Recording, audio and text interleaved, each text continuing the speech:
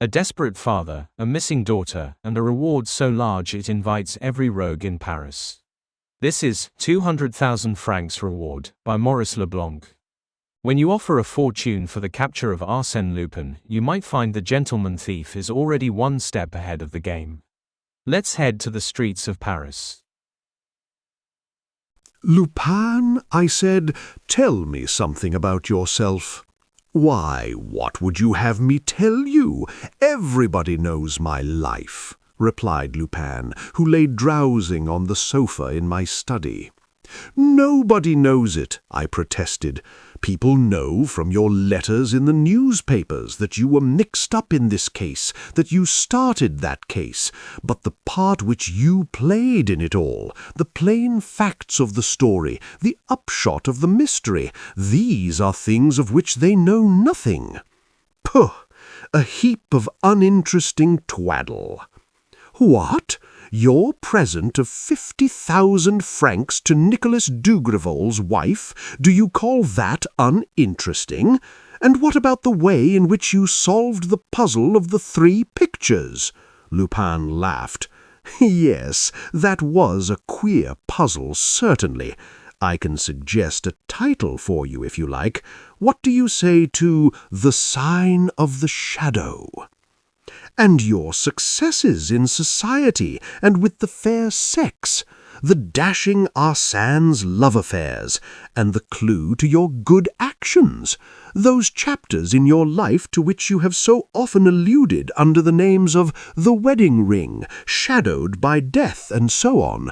Why delay these confidences and confessions, my dear Lupin? Come, do what I ask you." It was at the time when Lupin, though already famous, had not yet fought his biggest battles, the time that preceded the great adventures of The Hollow Needle and 813.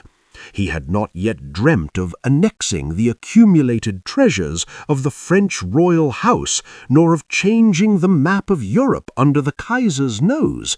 He contented himself with milder surprises and humbler profits, making his daily effort, doing evil from day to day, and doing a little good as well, naturally and for the love of the thing, like a whimsical and compassionate Don Quixote. He was silent, and I insisted. "Lupin," I said, "I wish you would." To my astonishment, he replied, "Take a sheet of paper, old fellow, and pencil." I obeyed with alacrity, delighted at the thought that he at last meant to dictate to me some of his pages which he knows how to clothe with such vigor and fancy, pages which I am unfortunately obliged to spoil with tedious explanations and boring developments. "Are you ready?" he asked. "Quite. Write down 20, 1, 11, 5, 14, 15. "What? Write it down, I tell you." He was now sitting up, with his eyes turned to the open window and his fingers rolling a Turkish cigarette.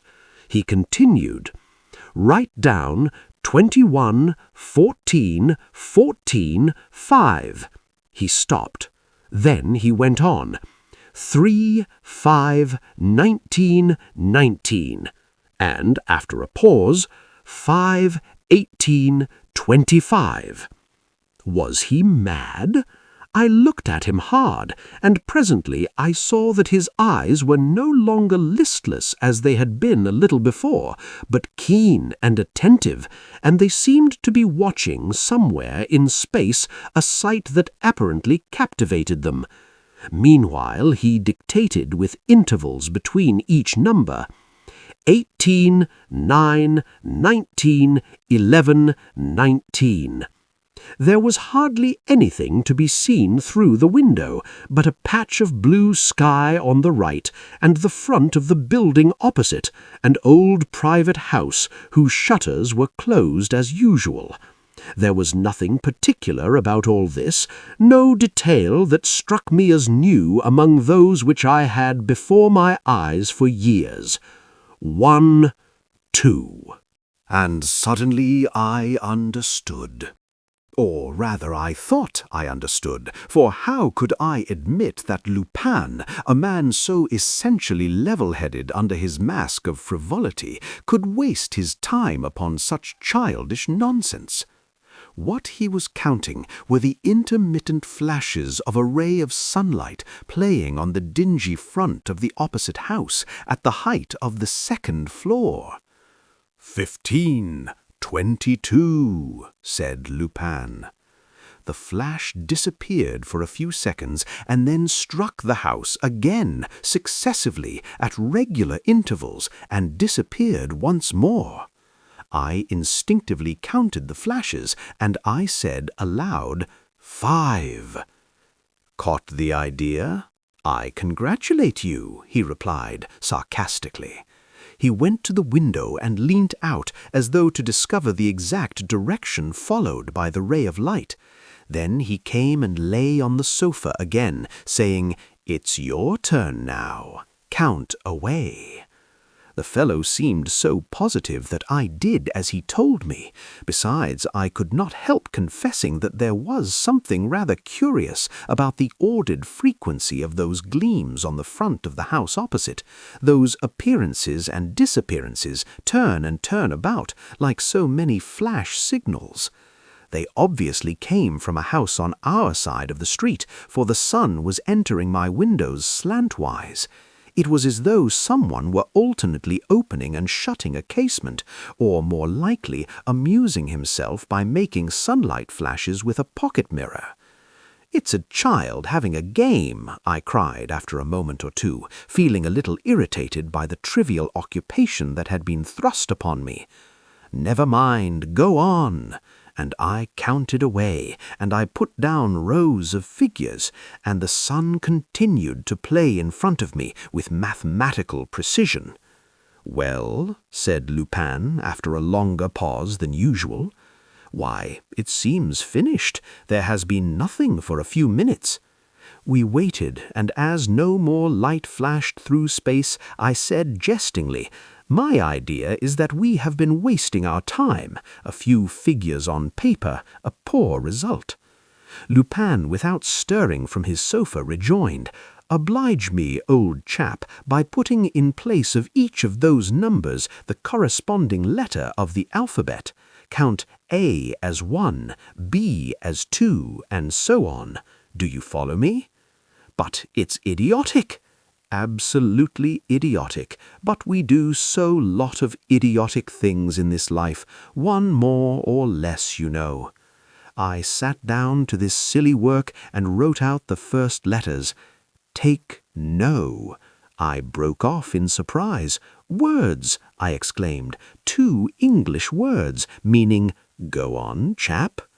And I went on, and the next letters formed 2 more words, which I separated as they appeared, and to my great amazement a complete English sentence lay before my eyes.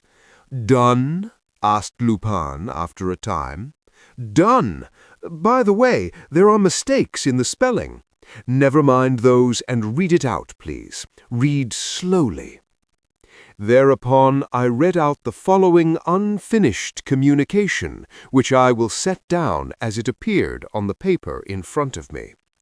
"Take no unnecessary risks. Above all, avoid attacks. Approach enemy with great prudence and—" I began to laugh, and there you are, fiat lux. We're simply dazed with light. But after all, Lupin, confess that this advice, dribbled out by a kitchen maid, doesn't help you much. Lupin rose without breaking his contemptuous silence and took the sheet of paper. I remembered soon after that at this moment I happened to look at the clock. It was 18 minutes past 5. Lupin was standing with the paper in his hand, and I was able at my ease to watch on his youthful features that extraordinary mobility of expression which baffles all observers and constitutes his great strength and his chief safeguard. By what signs can one hope to identify a face which changes at pleasure, even without the help of makeup, and whose every transient expression seems to be the final, definite expression? By what signs? There was one I knew well, an invariable sign, 2 little crossed wrinkles that marked his forehead whenever he made a powerful effort of concentration. And I saw it at that moment, saw the tiny telltale cross, plainly and deeply scored. He put down the sheet of paper and muttered, "Child's play." The clock struck 5:30. "What?" I cried. "Have you succeeded? In 12 minutes?" He took a few steps up and down the room, lit a cigarette, and said, "You might ring up Baron Repstein, if you don't mind, and tell him I shall be with him at 10 o'clock this evening." "Baron Repstein?" I asked. "The husband of the famous Baroness?" "Yes." "Are you serious?" "Quite serious." Feeling absolutely at a loss, but incapable of resisting him, I opened the telephone directory and unhooked the receiver. But at that moment Lupin stopped me with a peremptory gesture, and said, with his eyes on the paper which he had taken up again, "No, don't say anything. It's no use letting him know. There's something more urgent, a queer thing that puzzles me. Why on earth wasn't the last sentence finished? Why is the sentence—" He snatched up his hat and stick. "Let's be off. If I'm not mistaken, this is a business that requires immediate solution, and I don't believe I am mistaken." He put his arm through mine as we went down the stairs and said, "I know what everybody knows. Baron Repstein, the company promoter and racing man whose colt Etna won the Derby and the Grand Prix this year, has been victimized by his wife. The wife, who was well known for her fair hair, her dress, and her extravagance, ran away a fortnight ago, taking with her a sum of 3,000,000 francs stolen from her husband, and quite a collection of diamonds, pearls, and jewelry which the Princess de Berny had placed in her hands, and which she was supposed to buy. For 2 weeks the police have been pursuing the Baroness across France and the continent, an easy job, as she scatters gold and jewels wherever she goes. They think they have her every moment.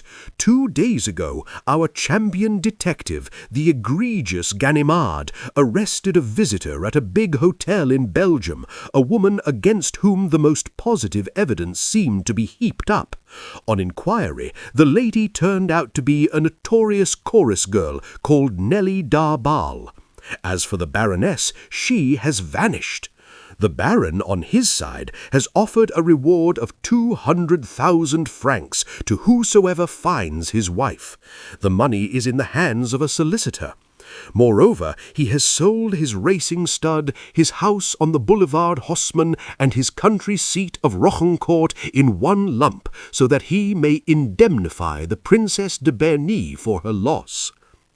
And the proceeds of the sale, I added, are to be paid over at once. The papers say that the princess will have her money tomorrow. Only, frankly, I fail to see the connection between this story, which you have told very well, and the puzzling sentence.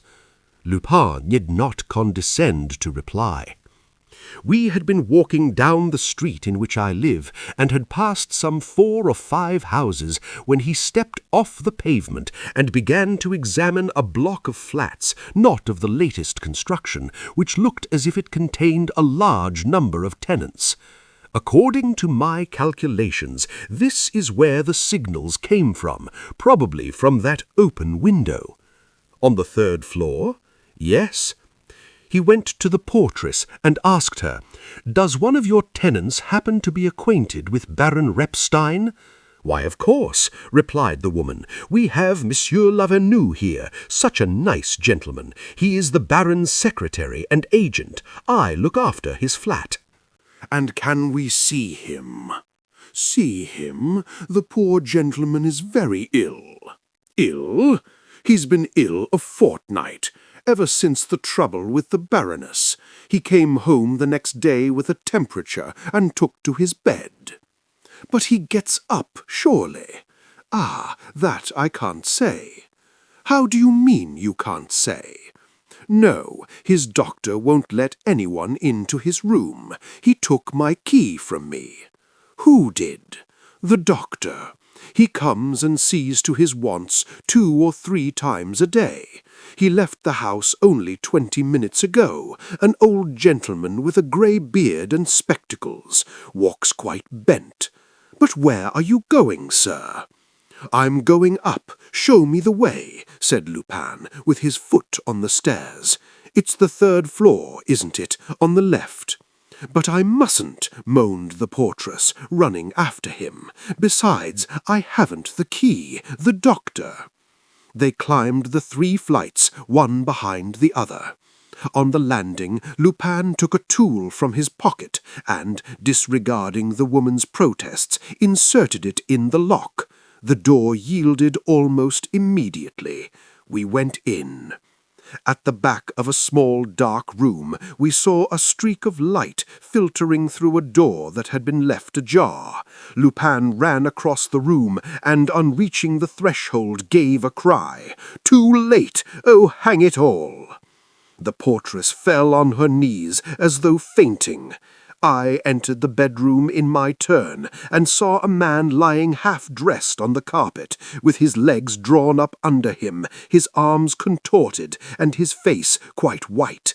An emaciated, fleshless face, with the eyes still staring in terror and the mouth twisted into a hideous grin. "He's dead," said Lupin, after a rapid examination. "But why?" exclaimed I. "There's not a trace of blood." "Yes, yes, there is," replied Lupin, pointing to 2 or 3 drops that showed on the chest through the open shirt. "Look, they must have taken him by the throat with one hand and pricked him to the heart with the other. I say pricked because really the wound can't be seen. It suggests a hole made by a very long needle." He looked on the floor, all round the corpse. There was nothing to attract his attention, except a little pocket mirror, the little mirror with which Monsieur Lavenu had amused himself by making the sunbeams dance through space. But suddenly, as the portress was breaking into lamentations and calling for help, Lupin flung himself on her and shook her. "Stop that! Listen to me! You can call out later. Listen to me and answer me. It is most important. Monsieur Lavenu had a friend living in this street, had he not? On the same side, to the right, an intimate friend?" "Yes. A friend whom he used to meet at the cafe in the evening, and with whom he exchanged the illustrated papers?" "Yes." "Was the friend an Englishman?" "Yes." "What's his name?" "Mr. Hargrove." "Where does he live?" "At number 92 in this street." "One word more. Had that old doctor been attending him long?" "No, I did not know him. He came on the evening when Monsieur Lavenu was taken ill." Without another word, Lupin dragged me away once more, ran down the stairs, and, once in the street, turned to the right, which took us past my flat again. 4 doors further he stopped at number 92, a small, low-storied house of which the ground floor was occupied by the proprietor of a dram shop, who stood smoking in his doorway, next to the entrance passage. Lupin asked if Mr. Hargrove was at home. "Mr. Hargrove went out about half an hour ago," said the publican. "He seemed very much excited, and took a taxicab, a thing he doesn't often do." "And you don't know where he was going?" "Well, there's no secret about it. He shouted it loud enough. Prefecture of Police is what he said to the driver." Lupin was himself just hailing a taxicab when he changed his mind, and I heard him mutter, "What's the good? He's got too much start of us." He asked if anyone called after Mr. Hargrove had gone. Yes, an old gentleman with a grey beard and spectacles. He went up to Mr. Hargrove's, rang the bell, and went away again. I am much obliged, said Lupin, touching his hat. He walked away slowly without speaking to me, wearing a thoughtful air. There was no doubt that the problem struck him as very difficult, and that he saw not too clearly in the darkness through which he seemed to be moving with such certainty. He himself, for that matter, confessed to me, "These are cases that require much more intuition than reflection, but this one, I may tell you, is well worth taking pains about." We now reached the boulevards. Lupin entered a public reading room and spent a long time consulting the last fortnight's newspapers. Now and again he mumbled, "Yes, yes, of course, it's only a guess, but it explains everything." Well, a guess that answers every question is not far from being the truth. It was now dark.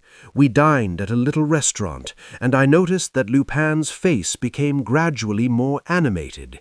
His gestures were more decided. He recovered his spirits, his liveliness.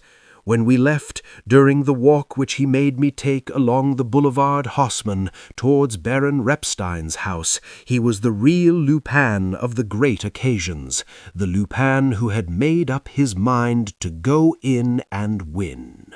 We slackened our pace just short of the Rue de Courcelles.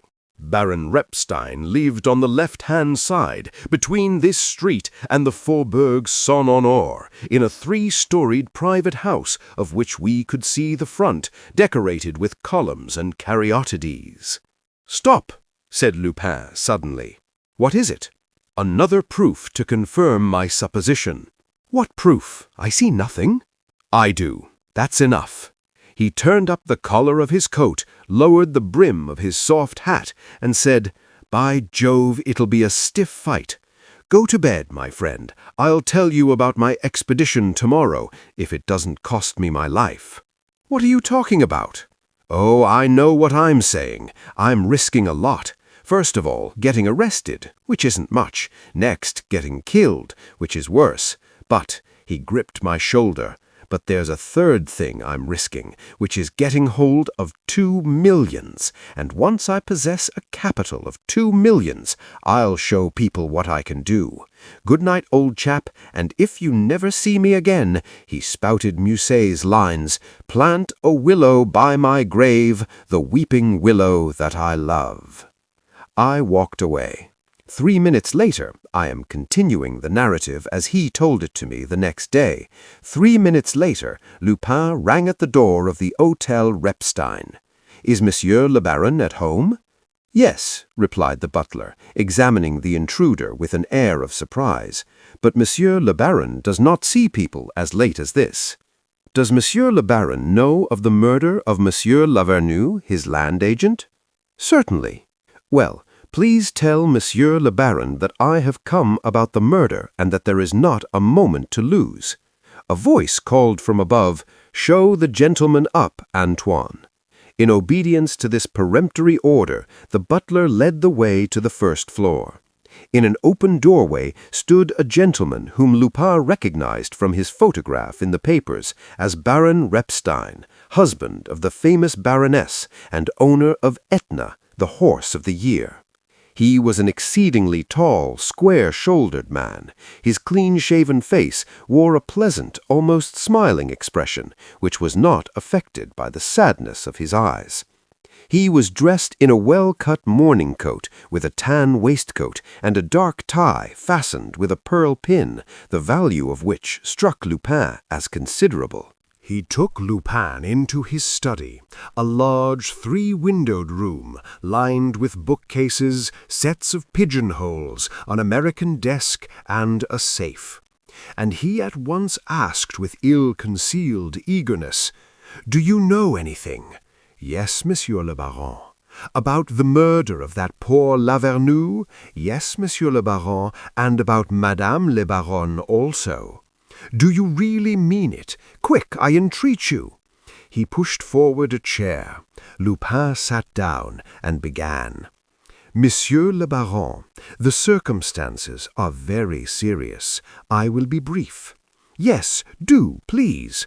Well, Monsieur le Baron, in a few words, it amounts to this. 5 or 6 hours ago, Lavenu, who for the last fortnight had been kept in a sort of enforced confinement by his doctor, Lavenu, how shall I put it, telegraphed certain revelations by means of signals which were partly taken down by me and which put me on the track of this case. He himself was surprised in the act of making this communication and was murdered. But by whom? By whom? By his doctor. Who is this doctor?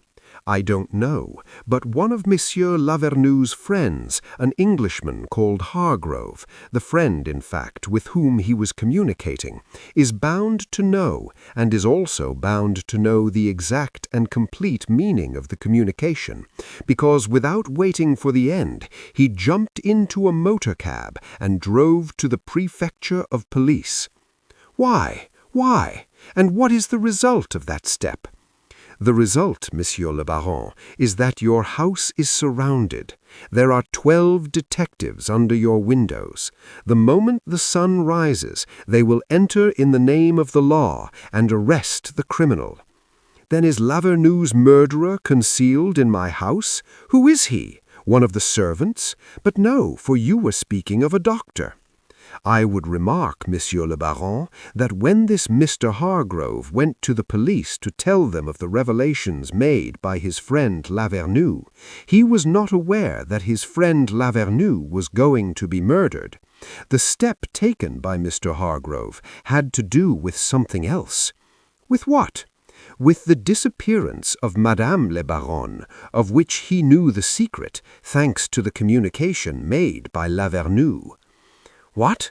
They know at last? They have found the Baroness? Where is she? And the jewels? And the money she robbed me of? Baron Repstein was talking in a great state of excitement. He rose, and almost shouting at Lupin, cried, "Finish your story, sir! I can't endure this suspense!" Lupin continued in a slow and hesitating voice. It is the fact, you see, it is rather difficult to explain, for you and I are looking at the thing from a totally different point of view. I don't understand. And yet you ought to understand, Monsieur le Baron. We begin by saying, I am quoting the newspapers, by saying, do we not, that Baroness Repstein knew all the secrets of your business, and that she was able to open not only that safe over there, but also the one at the Crédit Lyonnais, in which you kept your securities locked up? Yes.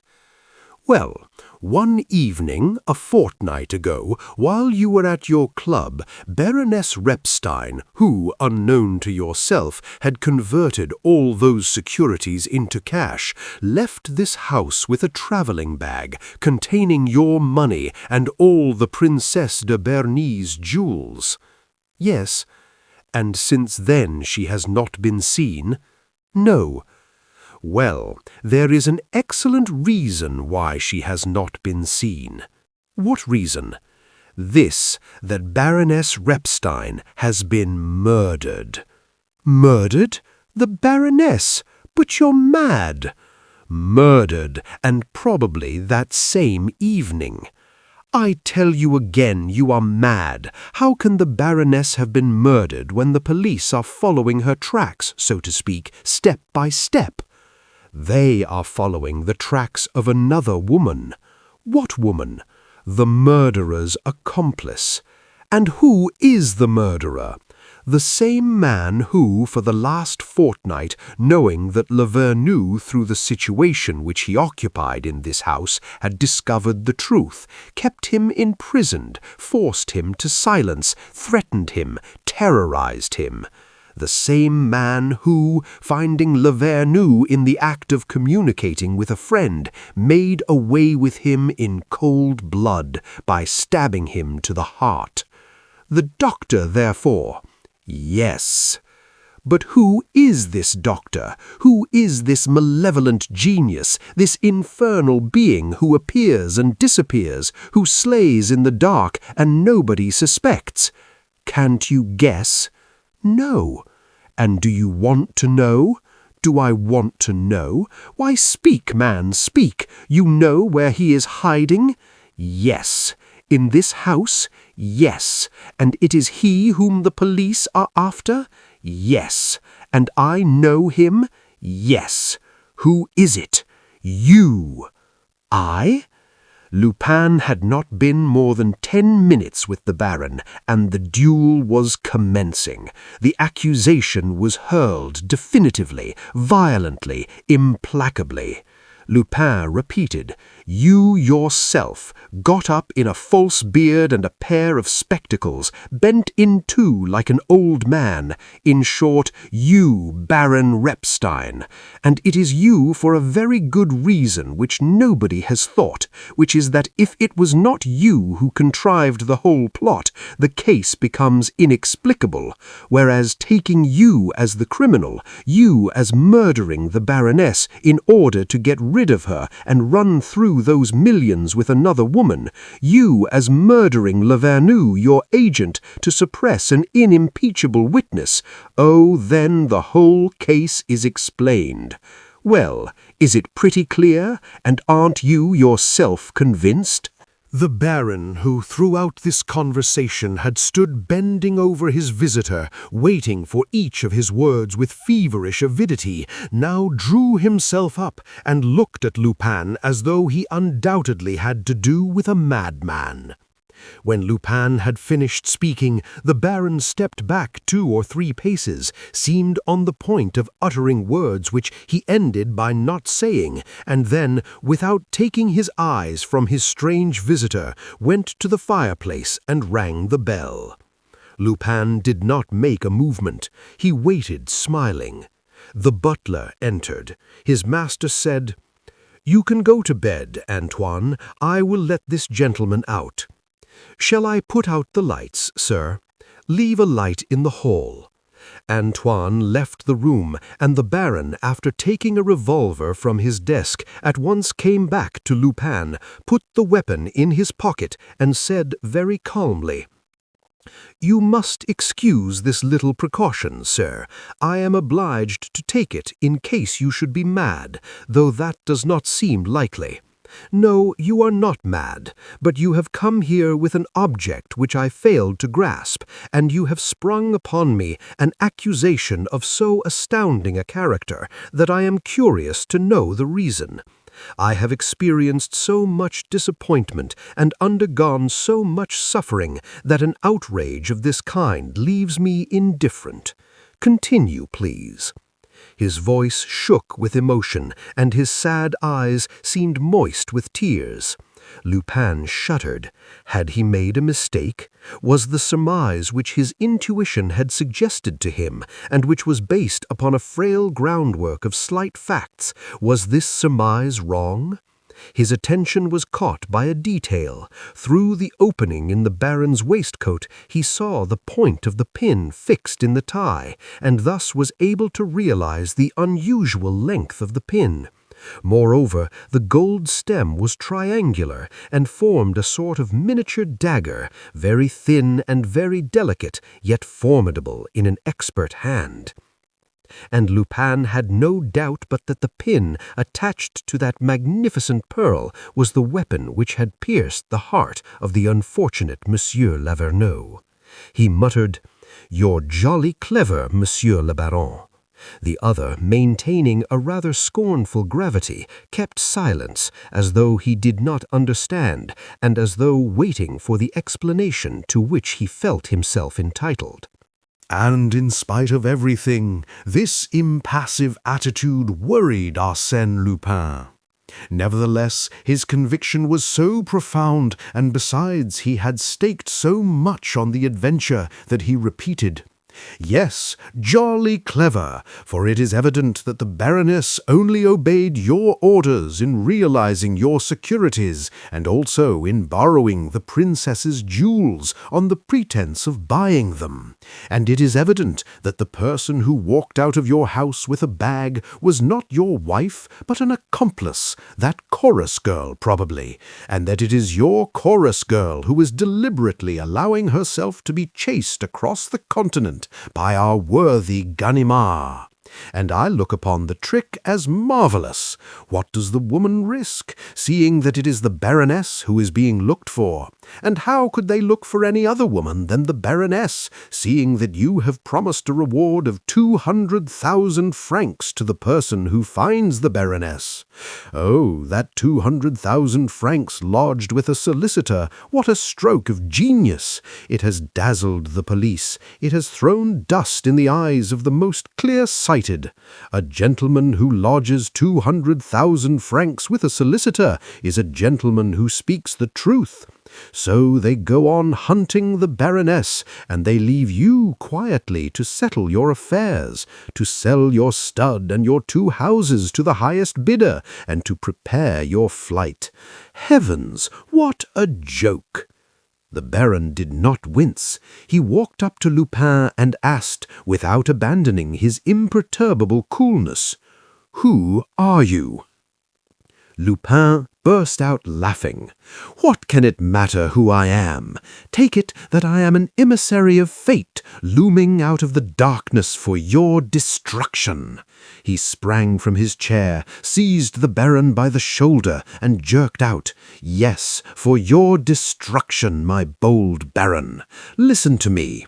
Your wife's 3 millions, almost all the princess's jewels, the money you received today from the sale of your stud and your real estate, it's all there, in your pocket or in that safe. Your flight is prepared. Look, I can see the leather of your portmanteau behind that hanging. The papers on your desk are in order. This very night you would have done a guy. This very night, disguised beyond recognition, after taking all your precautions, you would have joined your chorus girl, the creature for whose sake you committed murder, that same Nellie Darbal, no doubt, that Ganimard arrested in Belgium. But for one sudden, unforeseen obstacle, the police, the 12 detectives who, thanks to Lavenu's revelations, have been posted under your windows. They've cooked your goose, old chap. Well, I'll save you. A word through the telephone, and by 3 or 4 in the morning, 20 of my friends will have removed the obstacle, polished off the 12 detectives, and you and I will slip away quietly." My conditions? Almost nothing. A trifle to you. We share the millions and the jewels. Is it a bargain? He was leaning over the Baron, thundering at him with irresistible energy. The Baron whispered, "I'm beginning to understand. It's blackmail." Blackmail or not, call it what you please, my boy, but you've got to go through with it and do as I say. And don't imagine that I shall give way at the last moment. Don't say to yourself, "Here's a gentleman whom the fear of the police will cause to think twice. If I run a big risk in refusing, he also will be risking the handcuffs, the cells, and the rest of it, seeing that we are both being hunted down like wild beasts." That would be a mistake, Monsieur le Baron. I can always get out of it. It's a question of yourself alone. Your money or your life, my lord. Share and share alike. If not, the scaffold. Is it a bargain? A quick movement. The Baron released himself, grasped his revolver, and fired. But Lupin was prepared for the attack, the more so as the Baron's face had lost his assurance and gradually, under the slow impulse of rage and fear, acquired an expression of almost bestial ferocity that heralded the rebellion so long kept under control. He fired twice. Lupin first flung himself to one side and then dived at the Baron's knees, seized him by both legs and brought him to the ground. The Baron freed himself with an effort. The two enemies rolled over in each other's grip, and a stubborn, crafty, brutal, savage struggle followed. Suddenly, Lupin felt a pain at his chest. "You villain," he yelled. "That's your Lavenu trick, the tie-pin." Stiffening his muscles with a desperate effort, he overpowered the Baron and clutched him by the throat, victorious at last and omnipotent. "You ass," he cried. "If you hadn't shown your cards, I might have thrown up the game. You have such a look of the honest man about you. But what a biceps, my lord! I thought a moment, but it's all over now. Come, my friend, hand us the pin and look cheerful. No, that's what I call pulling a face. Am I holding you too tight, perhaps? My lord's at the last gasp. Come, be good. That's it, just a wee bit of string around the wrists. Do you allow me? Why, you and I are agreeing like two brothers. It's touching. At heart, you know, I'm rather fond of you. And now, my bonny lad, mind yourself, and 1,000 apologies." Half rising himself, with all his strength, he caught the other a terrible blow in the pit of the stomach. The Baron gave a gurgle and lay stunned and unconscious. "That comes of having a deficient sense of logic, my friend," said Lupin. "I offered you half your money. Now I'll give you none at all, provided I know where to find any of it, for that's the main thing. Where has the beggar hidden his dust? In the safe? By George, it'll be a tough job. Luckily, I have all the night before me." He began to feel in the Baron's pockets, came upon a bunch of keys, first made sure that the portmanteau behind the curtain held no papers or jewels, and then went to the safe. But at that moment he stopped short. He heard a noise somewhere. The servants? Impossible. Their attics were on the top floor. He listened. The noise came from below, and suddenly he understood. The detectives who had heard the 2 shots were banging at the front door, as was their duty, without waiting for daybreak. Then an electric bell rang, which Lupin recognized as that in the hall. "By Jupiter," he said, "pretty work! Here are these jokers coming, and just as we were about to gather the fruits of our laborious efforts. Tut, tut, Lupin, keep cool. What's expected of you? To open a safe of which you don't know the secret in 30 seconds. That's a mere trifle to lose your head about. Come, all you have to do is to discover the secret. How many letters are there in the word? 4? He went on thinking while talking and listening to the noise outside. He double-locked the door of the outer room and then came back to the safe. 4 ciphers, 4 letters, 4 letters. Who can lend me a hand? Who can give me just a tiny hint? Who? Why, Lavenu, of course. That good Lavenu, seeing that he took the trouble to indulge in optical telegraphy at the risk of his life. Lord, what a fool I am! Why, of course, that's it! By Jove, this is too exciting! Lupin, you must count 10 and suppress that distracted beating of your heart. If not, it means bad work." He counted 10, and, now quite calm, knelt in front of the safe. He turned the 4 knobs with careful attention. Next, he examined the bunch of keys, selected one of them, then another, and attempted, in vain, to insert them in the lock. "There's luck in odd numbers," he muttered, trying a 3rd key. "Victory! This is the right one! Open, sesame, good old sesame, open!" The lock turned, the door moved on its hinges. Lupin pulled it to him, after taking out the bunch of keys. "The millions are ours," he said. "Baron, I forgive you." And then he gave a single bound backward, hiccuping with fright. His legs staggered beneath him. The keys jingled together in his fevered hand with a sinister sound.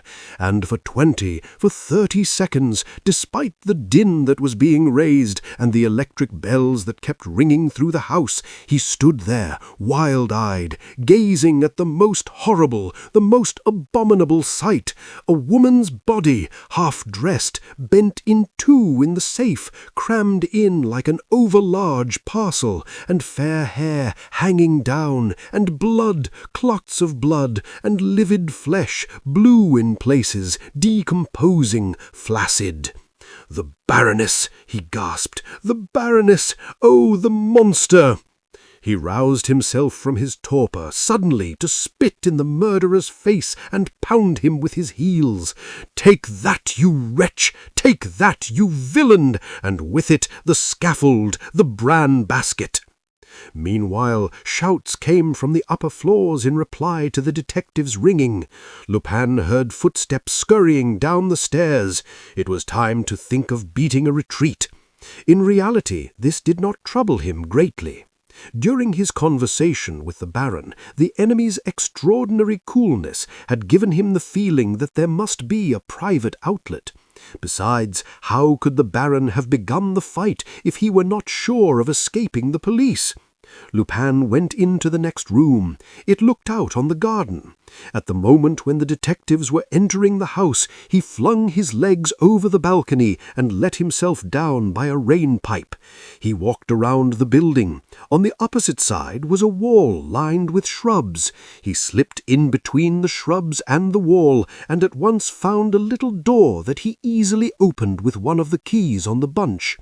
All that remained for him was to walk across a yard and pass through the empty rooms of a lodge, and in a few moments he found himself in the Rue de Faubourg Saint-Honore. Of course, and this he had reckoned on, the police had not provided for this secret outlet. "Well, what do you think of Baron Repstein?" cried Lupin, after giving me all the details of that tragic night.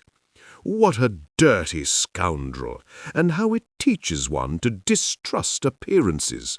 I swear to you, the fellow looked a thoroughly honest man." "But what about the millions?" I asked, "the princess's jewels?" "They were in the safe. I remember seeing the parcel." "Well, they are there still." "Impossible." "They are, upon my word. I might tell you that I was afraid of the detectives, or else plead a sudden attack of delicacy, but the truth is simpler and more prosaic. The smell was too awful." "What?"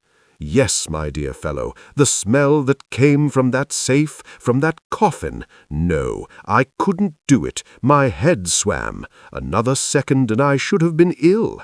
Isn't it silly? Look, this is all I got from my expedition, the tie-pin. The bedrock value of the pearl is 30,000 francs. But all the same, I feel jolly well annoyed. What a sell!" "One more question," I said. "The word that opened the safe. Well, how did you guess it?" "Oh, quite easily. In fact, I am surprised that I didn't think of it sooner." "Well, tell me." "It was contained in the revelations telegraphed by that poor Lavenu." "What?" "Just think, my dear chap, the mistakes in spelling." "The mistakes in spelling? Why, of course, they were deliberate. Surely the agent, the private secretary of the Baron, who was a company promoter, mind you, and a racing man, did not know English better than to spell necessary with an E, attack with one T, enemy with two N's, and prudence with an A. The thing struck me at once. I put the four letters together and got Etna, the name of the famous horse. And was that one word enough?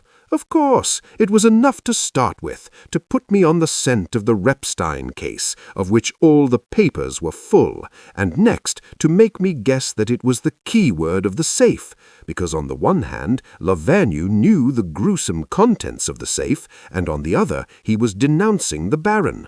And it was in the same way that I was led to suppose that Lavenu had a friend in the street, that they both frequented the same café, that they amused themselves by working out the problems and cryptograms in the illustrated papers, and that they had contrived a way of exchanging telegrams from window to window. "That makes it all quite simple," I exclaimed. "Very simple. And the incident once more shows that in the discovery of crimes there is something much more valuable than the examination of facts, than observations, deductions, inferences, and all that stuff and nonsense. What I mean is, as I said before, intuition and intelligence, and Arsène Lupin, without boasting, is deficient in neither one nor the other." Thank you for listening. Like and subscribe for more classic gems.